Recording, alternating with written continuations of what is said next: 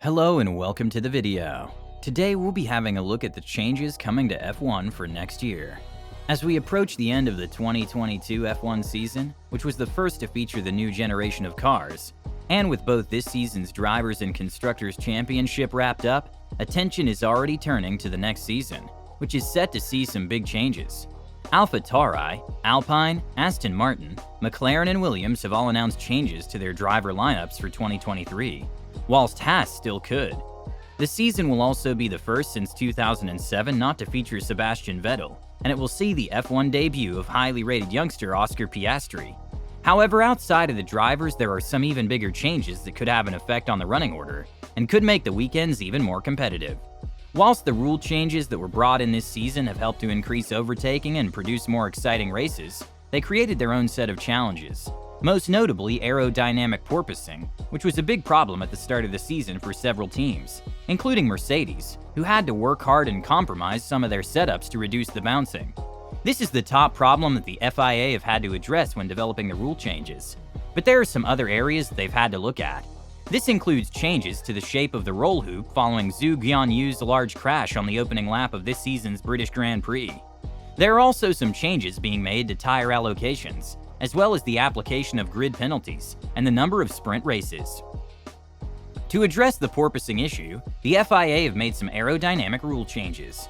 This includes raising the floor edges by 15 millimeters, which will make it harder for the teams to settle for having porpoising at the cost of reduction in driver safety. The FIA initially wanted the raise to be by 25 millimeters, but the teams who were already dealing with porpoising well felt that this was unfair and protested, which worked and reduced the raise by 10 millimeters. The height of the diffuser throat, which is where the pressure change is created to increase downforce, will also be raised, but the exact value of the rise is yet to be determined. This rise will help the car and the floor to become better at dealing with changes in dynamic ride height. The edge of the diffuser will also be made stiffer, as well as having a sensor added, which will help to measure the vertical bouncing forces. Some other aerodynamic rule changes regarding the front wing will be introduced, outlawing complex designs. Another change that will affect the teams when designing their cars will be applied to the minimum weight, which will be reduced from 798 kilograms this year to 796 kilograms for next season. This goes alongside the minimum weight of the power unit increasing. These changes will make the cars safer for the driver, as well as help to provide better racing. However, one of the changes that is the most important for driver safety does not concern the weight of the car or the floor, but rather the roll hoop. The new rules will require all roll hoops on the 2023 cars to have a rounded top, which will help to ensure that it doesn't dig into the ground during a crash. This has been brought in as an investigation into Zhou Guanyu's big crash, showed that his pointed roll hoop dug into the ground, leading it to break off. Another change will be made to the minimum height of the point at which the homologation of the roll hoop takes place. There will also be a brand new homologation test introduced, which will test the effects of using a load to push the roll hoops forward, as well as further tests which will be carried out by calculations.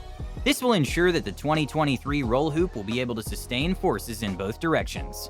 The FIA have announced that this is part of a medium-term plan to increase the strength of the roll hoop, with the 2023 cars set to be able to withstand forces of 15 G when in contact with the ground. Zhou Guanyu's crash has brought about another rule change, which will see the surface area of the mirrors on the 2023 cars increased to reduce the size of blind spots. These large mirrors have been tested during Friday free practice sessions this season. This will help to improve the driver's visibility and reduce the number of crashes, particularly during chaotic early laps, where many drivers are close to each other. A new tire allocation and qualifying format will be tried at 2 rounds in 2023. It will see the allocated tire sets for each driver reduced to 11 from 13.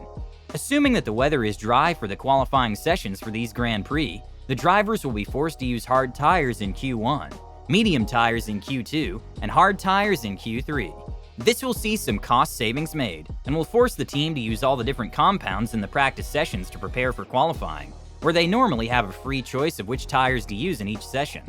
The changes to grid penalty rules will also reduce the confusion around situations where multiple drivers have grid drops. The rule which has been removed states that drivers with a grid penalty of at least 15 places have to start from the back. The FIA have also announced that 6 sprint races will be held in the 2023 season, and several will be held in following seasons. 3 sprint races featured on the 2021 and 2022 calendar, So this number will be doubled for next year, making a big change to a season which will already see many different rule changes. Thanks for watching the video. Make sure that you subscribe to the channel so that you don't miss an upload, and please leave a like if you enjoyed this video. Also, leave a comment letting us know if you think these rule changes will have a big effect.